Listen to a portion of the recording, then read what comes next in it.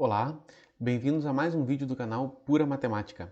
Eu sou o professor Jaime e hoje eu vou falar sobre continuidade de funções. Quando que uma função é contínua em um ponto? Uma função é contínua se não apresentar quebras ou buracos na sua função.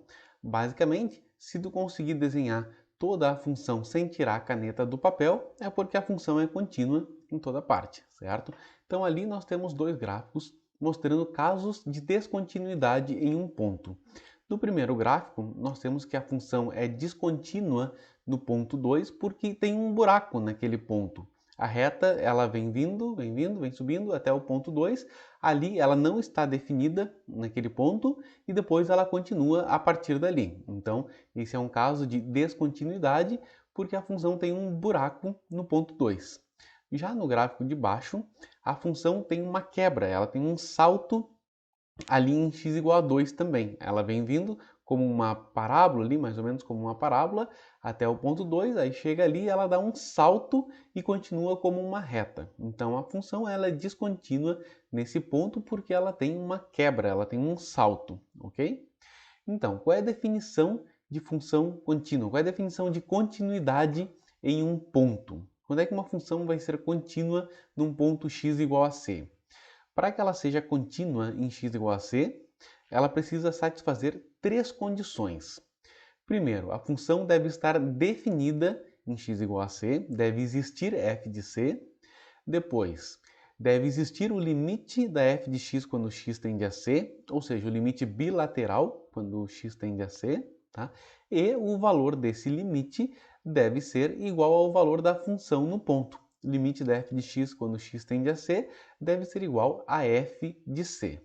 Se qualquer uma dessas condições não for satisfeita, então a função é descontínua em x igual a c. Ela vai ter uma descontinuidade nesse ponto. Basta que uma dessas condições não seja satisfeita, ok? Vamos ver alguns exemplos. Primeiro, f de x igual a x ao quadrado menos 1 dividido por x menos 1. Primeiro, vamos ver o domínio dessa função. Avaliando o domínio dessa função, a gente observa que 1 não pertence ao domínio, porque 1 anula o denominador dessa função. Tá? Se eu trocar o x por 1, vou ter 1 menos 1, que é 0, ali no denominador, certo? Bom, mas se a gente fizer uma simplificação ali, se a gente abrir aquele produto notável x ao quadrado menos 1 em x menos 1 vezes x mais 1, a gente consegue simplificar o termo x menos 1 e sobra somente o x mais 1. Isso quer dizer que o gráfico dessa função f de x tem o mesmo formato da reta x mais 1, exceto que no ponto x igual a 1 ela não está definida, ela vai ter um buraco em x igual a 1. Então o gráfico dessa função f de x ela é bem parecida com o gráfico de x mais 1, né? Ela só não é igual porque em x igual a 1 há um buraco nesse ponto, ok? Próximo exemplo. F de x igual a x ao quadrado menos 9 sobre x menos 3, se x for diferente de 3, e 6 se x for igual a 3. Então essa é uma função definida por duas sentenças, uma para x diferente de 3, e observa que essa função, ela de fato ela não está definida em 3, porque o 3 anula o denominador dessa primeira função, né? X ao quadrado menos 9 sobre x menos 3. Tá? Então foi colocado, foi atribuído um outro valor para x igual a 3. Né? Foi atribuído o valor 6 em x igual a 3. Nesse caso, o domínio da função f de x é todos os reais. Tá? Então, como é que fica o gráfico dessa função? Se a gente fizer uma simplificação análoga ao que fizemos no exemplo anterior, tá? Abrindo o numerador como x menos 3 vezes x mais 3 e simplificando o fator x menos 3 em cima e embaixo, sobra x mais 3.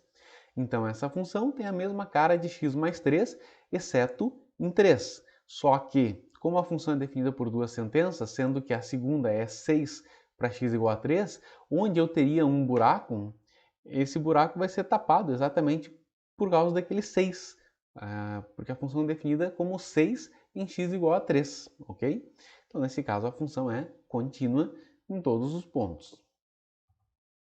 Outro exemplo, f de x igual a 1 sobre x menos 2 ao quadrado. Essa função não está definida em 2. De novo, 2 anula o denominador dessa função. E olhando para o gráfico, né, A descontinuidade em 2 está representada por aquela reta vertical tracejada, né? X igual a 2 ali. Então essa é uma função que possui uma descontinuidade em x igual a 2. Agora, nós vimos continuidade em um ponto. A gente viu a condição para que uma função seja contínua num dado ponto, em x igual a c.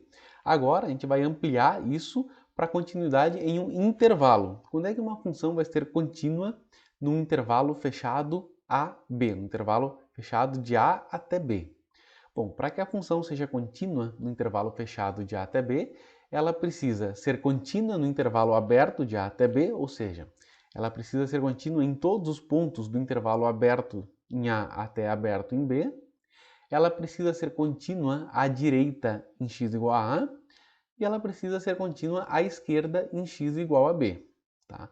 Vamos ver um exemplo disso com um gráfico. Tá? Aqui nós temos uma função que está definida no intervalo fechado de A até B. Tá? Ela é contínua em todos os pontos do intervalo aberto de A até B. Ela é contínua em B, no ponto B, porque ela é contínua à esquerda em B, e ela é descontínua em A, porque ela é descontínua à direita em A. Observa que o limite, quando x tende a A pela direita, é diferente do valor da função em A. Nós temos um salto ali. Agora, vamos ver algumas propriedades das funções contínuas. Tá? Se as duas funções f e g forem contínuas num ponto x igual a c, então a soma delas é contínua em x igual a c, a diferença delas é contínua em x igual a c, o produto delas é contínuo em x igual a c, e a razão entre elas, f de x sobre g de x, é contínua em x igual a c, desde que o denominador seja diferente de zero em c, ou seja, desde que g de c seja diferente de zero. Tá? Muito bem. Um primeiro exercício. Se as funções f e g forem descontínuas em x igual a 2, então a função f de x mais g de x também será descontínua em x igual a 2? Observa que a propriedade me diz o seguinte: se f e g forem contínuas num ponto, então a soma também é contínua nesse ponto. O exercício fala o contrário. Se as funções f e g forem descontínuas no mesmo ponto, em x igual a 2 no caso, então a soma delas também é descontínua em x igual a 2? Tá, vamos ver isso com um exemplo. Tá? Eu vou criar duas funções f e g, assim como estão ali. Ó. F de x vale 1 se x diferente de 2 e menos 1 se x igual a 2. E g de x vale 2 se x diferente de 2 e vale 4 se x igual a 2. Tá? Vamos desenhar o gráfico dessas duas funções. Está ali o gráfico de f e de g. Tá? São duas funções descontínuas em 2. Nós temos um buraco em 2. Porém, a soma delas é uma função contínua. A soma delas, f de x mais g de x, dá exatamente a função constante 3. Porque ali no ponto 2, se eu somar as duas funções, o valor das duas funções em 2, eu tenho menos 1 mais 4, que dá 3, que é igual ao valor da soma das funções se x é diferente de 2, que é 1 para f de x e 2 para g de x, que também dá 3. Então, se duas funções forem descontínuas num ponto, não quer dizer que a soma delas também será descontínua. Tá? Um outro exercício. Determine o valor de p de modo que a função f de x, definida por menos x ao quadrado mais 4 para x menor do que 1, e p vezes x mais 1 para x maior ou igual a 1, seja contínua em todos os reais. A função f de x é definida por duas sentenças, sendo dois polinômios em cada sentença.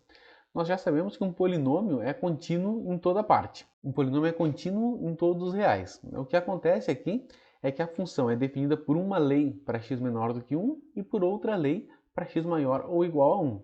Então a gente vai ter que identificar se exatamente nesse ponto onde a função muda de lei, a função vai ser contínua. Tá? Então a gente vai ter que aplicar aquelas regras de continuidade, a definição de continuidade, no ponto x igual a 1. Então, primeiro, a função está definida em 1, quanto que é f de 1? Para 1, a função que a gente vai usar é p vezes x mais 1. Trocando x por 1, fica p vezes 1 mais 1, que é p mais 1. Agora, vamos analisar os limites quando x tende a 1, os limites laterais, né? Limite pela esquerda, quando x tende a 1, vai ser limite de menos x ao quadrado mais 4. Isso vai dar menos 1 ao quadrado mais 4, que é 3. Agora, o limite pela direita, o limite quando x tende a 1 pela direita, vai ser o limite de p vezes x mais 1. Trocando x por 1, fica p mais 1. Para que exista o limite bilateral, o limite quando x tende a 1, esses limites laterais devem ser iguais. Então, igualando esses dois limites, p mais 1 igual a 3, nós obtemos que p é igual a 2. Então, para p igual a 2, nós temos que a função vai ser contínua em x igual a 1. Observa que, se p é igual a 2, o limite bilateral vale 3 e o valor da função em 1 também vale 3. Olha ali no item 1, f de 1 deu p mais 1. Se o p for 2, 2 mais 1 é igual a 3. Tá certo? Por hoje era isso, bons estudos e até a próxima aula.